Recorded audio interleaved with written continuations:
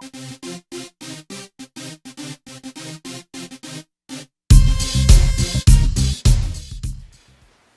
everyone, it's Jenna and Ron here with Dixie for this week's edition of Ask Ron. Well, this is Dixie Decker. In case you've not met her, she's the queen of student housing. And I know this because I gave her that title. But she is. In fact, her and I have been sitting here all day working on a program that she's putting together to show you how lucrative student housing is. In fact, watch for a CD coming in the next month or so where we literally went through it step by step. Because you're looking at a lady here that went from bankruptcy to millionaire in 3 years and literally is almost approaching $100,000 a month cash flow right now, and in her little known niche called student housing, where she literally rents the rooms out of a house. She buys houses just like we do, but she rents them out by the room to students and gets 2 times what normal rent would be, and they do all the work. And she gets the parents to sign on the leases, and it's a really cool system. 1 lease for 4 rooms, and I love it. So you're going to hear more about that as well. And by the way, if you come into the summit, she'll be there. I'm going to put her on the stage for her debut, and you'll be hearing a lot more from Dixie Decker. In addition to that, she's also one of our mentors that works with our students from time to time. So I thought since she's here, why not get her to help me answer these questions? Because I hear we got a bunch of them today, right, Jenna? Yes, we do. All right. Okay, so the first one's from Lorna Lucky. Lauren, from where? I don't have it on here. When are you guys going to learn to tell us where you're from? Huh? We want to know what city you live in. It might affect my answer. Or I might tell you to move. Okay, do you approve all of your private money lenders, or are they just anyone who is willing to loan money? Well, you do private lenders. I do. If they'll give you the money, they're approved, aren't they? Pretty much. What is there to approve? Yep. Does the check clear? They're approved. What do I care? I don't understand the question. What do I have to approve? It also says, do you have a testimonial list of others who have used them and are satisfied with the agreement? There is no agreement with a private lender. I mean, I don't know where your questions are coming from. Private lender sends money to your attorney for a closing. There's no agreement. The attorney writes up the note and the mortgage or the deed of trust. That's the only agreement you use for private lenders. And no, there's no way I would use them for testimonials unless without their permission. I would if they told me it was okay, I guess. But honestly, you don't need testimonials to get private lenders. You need to tell them what's in it for them and why it's such a safe return by securing it with a piece of property. Close with an attorney and 14 times what they're getting in a bank account. Not hard to get private lenders, so you're looking at it actually from the wrong direction. We don't need no credibility kit, and we don't even need testimonials. We just need to let people know what we do. Okay, the next question is from Robert Britta. Robert?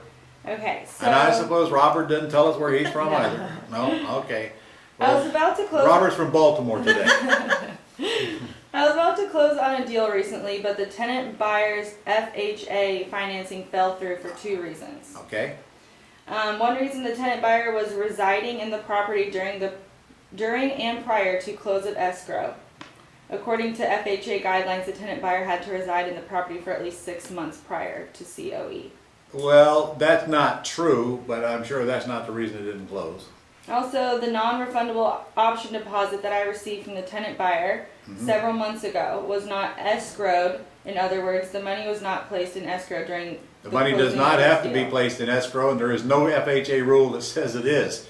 All it does is show up on the contract as a earnest money.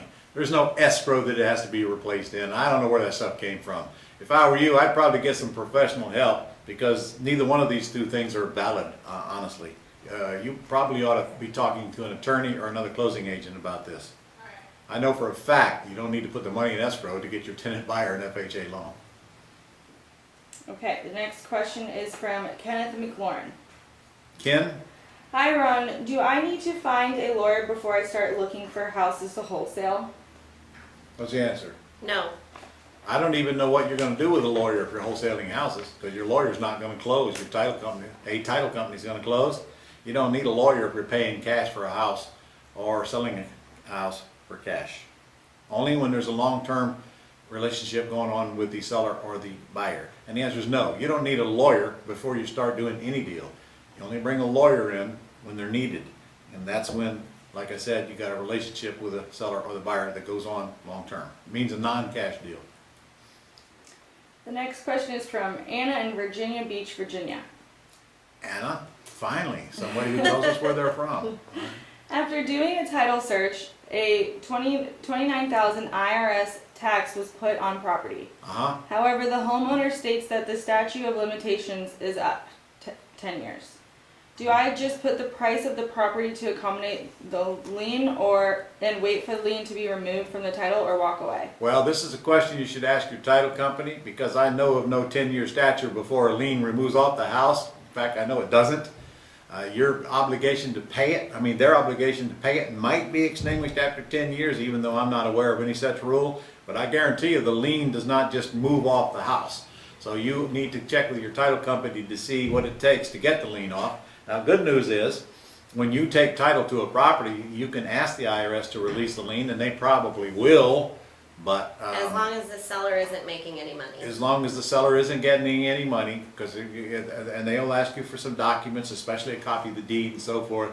But just the same, this is something you should deal with your closing agent, okay? I can't answer that, I don't have enough information. Okay, the next question is from Andrew Ned in Buffalo, New York. Hello, Ann. Sorry about your bad weather up there. Work for equity resident is still a tenant. Yeah. Simple complaint to authorities like city or health department will force landlord to do deemed necessary repairs. Even though this work for equity tenant may have agreed to do such repairs themselves when they originally moved in. Mm-hmm. What to do? Would such tenants' actions void their option to buy or contract altogether? Okay, I can answer that. First of all, your option agreement, your agreement to purchase with the tenant, lets them responsible for the repairs, and that's not something that's just going to be overlooked because somebody says it is. They have agreed in writing that they will take on that responsibility as a condition of their purchase. Now, can a tenant come back and complain and whine because you're not doing the repairs? They can, but then again, you've got to defend against that. And the truth is, if you're having that problem, there's one or two things that I can think of that's probably the issue. Number one, you put them in there and didn't make it clear up front. And that's why I tell you to close in front of attorneys. Because if you close this thing in front of an attorney, and an attorney explained that to them, and they put it in writing, they signed off on it, they have very little case. Or two, you're dealing with low-end tenants who are buying or renting low-end houses, and they don't give you very much money, and they don't have enough skin in the game. Those are the people that are going to complain about stuff like, well, you're supposed to do the repairs. So I don't know enough about this to tell you anything other than that, except if you do have a tenant complain, immediately turn it over to your lawyer. This is what lawyers do, and let them handle it. Okay, this question's from Mary Ann in California. Mary Ann Nunez. Yes, that's her. Ron, when I get an agreement with a seller to do a wraparound, does the paperwork state at that time that the deed stays in the seller's name, or does it transfer to me? Mary Ann, the deed does not house? stay in the seller's name on a wraparound. It only stays in their name on a land contract device. A wraparound, in your case, you're Californian, so you'd be a deed of trust, or commonly referred to as an all-inclusive trust deed, or some people call it a wraparound. That means deed comes to in your case, the trustee, but it does not stay in the seller's name. It transfers out of the seller's name, and they get back a note secured by the trustee. Okay. This question is from... This one's for you. Okay. We're going to use Dixie. She's sitting here. I'm not going to waste this talent. So if you don't know the answer, make up something. Okay. Okay, so Jack Champion is asking, some months ago you mentioned during training that the IRA custodian you had used for years was nickeling and diming folks Yes. so badly that you are changing your recommendation as to a good Yes. IRA custodian. Please bring me up to date on your current recommendation about this. Clearly, you're going to have to answer this because I don't know who you whacked. I whacked Equity Trust, and frankly, if you think they were nickeling and diming you in the past, wait till you get their new schedule. I mean, it is literally nickel and diming you to death, but that's not why I whacked them. I whacked them because they just became a giant pain in the neck to work with. I currently use Quest out of Houston, Quest, it's questira.com. And I find them a whole lot easier to work with, and so do a lot of students I talk to. Look, I got really nothing against Equity Trust. The founder of it, Dick Dessich, taught me everything I know about IRAs, and I've used them for a lot of years, but it got to the point to where they were just so onerous to work with. I said enough is enough, and I'm moving on, and up to you who you use. Any third-party administrator that is not a pain in the neck to work with is fine with me. As far as I know, Quest is not sending me any money, so I'm just guiding you to somebody that I know is a lot easier to work with. Okay, this question is from Ed from Portland, Oregon. Hello, Ed.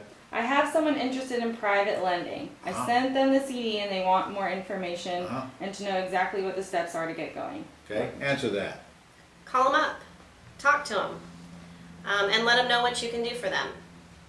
Their questions are probably going to be pretty simple. They're not as scary as you think. Nope.